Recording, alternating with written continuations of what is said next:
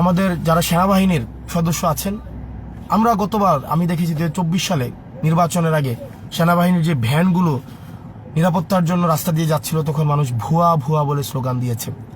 আমি ব্যক্তিগতভাবে যখন সেনাবাহিনীর মানুষের সাথে কথা বলি, কর্মকর্তা কর্মচারীদের সাথে কথা বলি, সৈনিকদের সাথে কথা বলি, অফিসারদের সাথে কথা বলি, আমি দেখেছি দেশের প্রতি তাদের যে আন্তরিকতা, প্রত্যেকটা মাটির প্রতি তাদের যে দায়বদ্ধতা, দেশের মানুষের প্রতি যে তাদের মমতা বোধ, যেই দায়িত্ব বোধ, সেটি সবসময় আমাকে অনেক বেশি দেশের প্রতি আরো বেশি রেসপেক্টফুল করেছে, তাদের প্রতি আরো বেশি আমাকে রেসপেক্টফুল করেছে।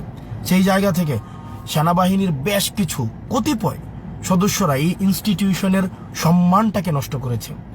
আমাদের আমাদের জাস্ট কিছু সেনাবাহিনীর বিপথগামী সদস্য এই সেনাবাহিনী প্রতিষ্ঠানটাকে জাতির সামনে প্রশ্নের মধ্যে নিয়ে এসেছে। সেজন্য আপনারা সেনাবাহিনীর সদস্য যারা আছেন, আপনারা যেভাবে জুলাইয়ে বাংলাদেশের পক্ষে রাস্তায় নেমে এসেছিলেন, জনতার পক্ষে রাস্তায় ছিলেন, আমরা প্রত্যাশা করি এই নির্বাচনে আপনাদের যেই ভূমিকা, সেই ভূমিকা আপনারা যথাযথভাবে আপনারা রাখবেন।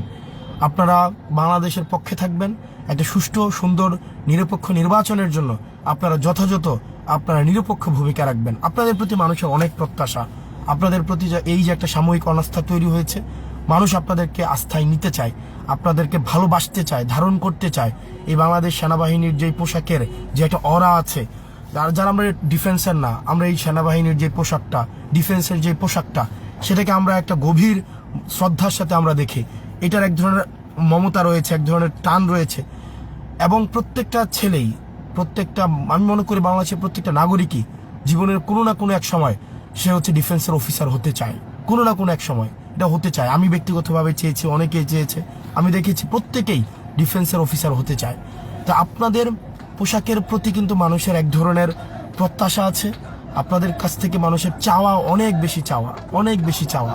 সেই চাওয়ার মর্যাদা আপনারা রাখবেন। আশা করি আমাদের এবার সেনাবাহিনী তারা তাদের যেই কিছু কতিপয় বিপথগামী সদস্যের কারণে তাদের প্রতিষ্ঠানের মর্যাদা যেভাবে ক্ষুণ্ণ হয়েছে, আশা করি এই 12 তারিখ তারা তাদের এই প্রতিষ্ঠানের সম্মান আবার পুনরুদ্ধারে তারা তাদের যথাযথ দায়িত্ব পালনের মধ্য দিয়ে বাংলাদেশের মানুষের আস্থা অর্জন করবে।